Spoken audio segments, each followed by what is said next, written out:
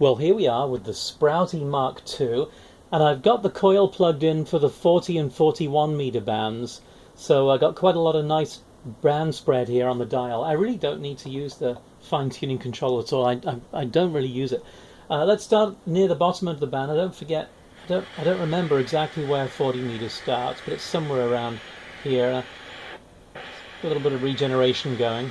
I've got the RF gain backed way down.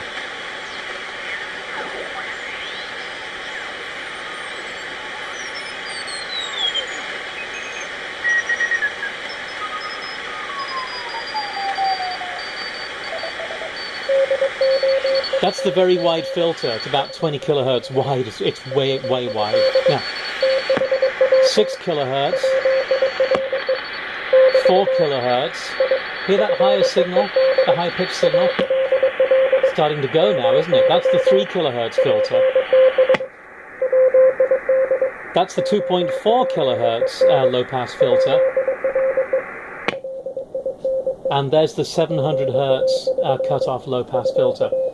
Let's go back to the 3 kilohertz filter and keep... Whoa, my gosh! Keep tuning up the band. That was loud.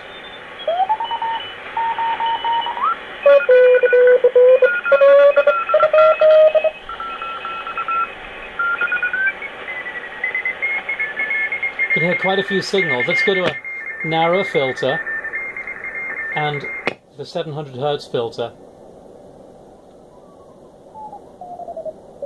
which makes it a lot easier to separate the signals out.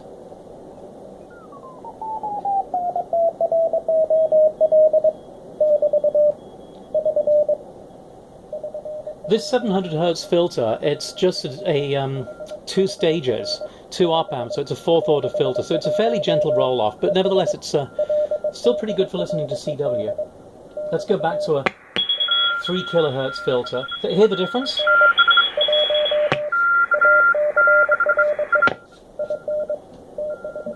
That really helps a lot with copying CW.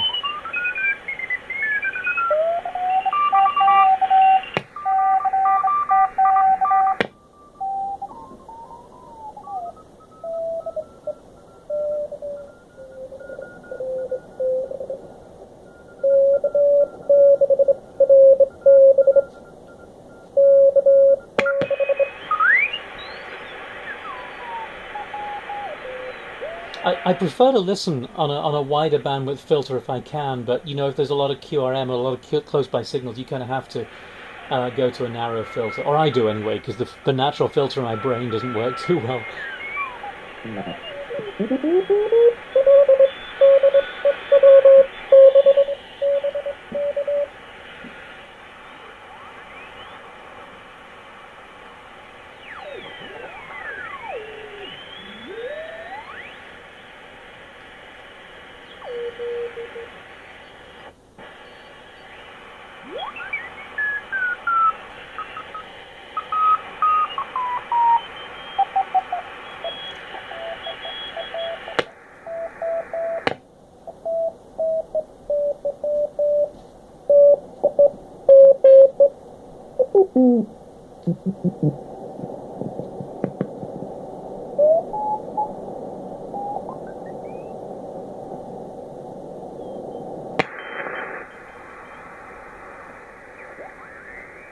And now I think we're into the voice part of the band now.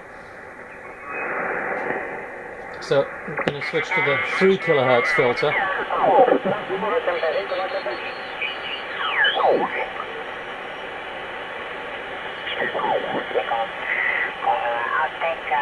An extra $100 back if I tell the reason to go in. It's a good deal. Everybody shouts out to it. Sige po, hindi ko na po kayo istorbo eh, pero nakikinig lang po dito. Warm up, okay. Warm up all 3 junctions, or can you just warm up the... Bit of QRM there on the 3 kilohertz filter. I prefer to warm up the 10 junctions. Yeah, you know, I keep finding you especially. And the narrower 2.4 kilohertz filter cuts that QRM out. Can you hear the difference? Oh, well, that's pretty cool. I was looking those over. A little bit of high-pitched QRM in the background on the 3 kilohertz filter. Give it a shot of the oxygen put in the back. And it's gone. You probably notice there's a bit of a clicking sort of thump when I switch between the different filters, but I don't know, that doesn't really bother me. Trying to find mother. I went out there to... Holy cow. Colby. You know, I'm open. I'm home all the time. Oh, did you hear the oscillator pulling a bit there? Glad to give you a ride to wherever you got to go. I was on company business, so I'll keep that in mind. I really do appreciate it. If I get the mind, I may take you up on that in the future. But 2 ways to deal with, if you get a strong signal that causes the oscillator to pull, there's 2 ways to deal with it. Either turn the RF gain control down, and or increase the amount of regeneration, which increases the amount of carrier injection, local oscillator injection. But anyway, John, sounds like you had a pretty busy day there as well. And the good news is, at least for me, it's a short week. $15,000 more today. Probably, you're probably pretty close to it. The car was $4,600, including taxes. So,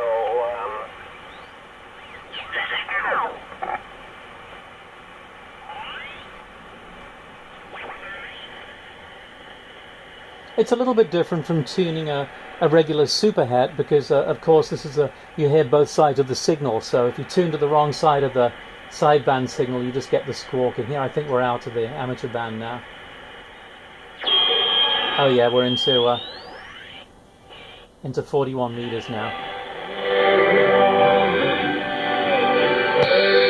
Well, that's the subject of a different video, AM broadcast. Well, there you go. That's the Sproutie Mark II on 40 meters in the evening, early evening, about 8 o'clock, CW and SSB. And I hope that I was able to demonstrate the active audio filters and how they're kind of useful. That's it, the Sproutie Mark II.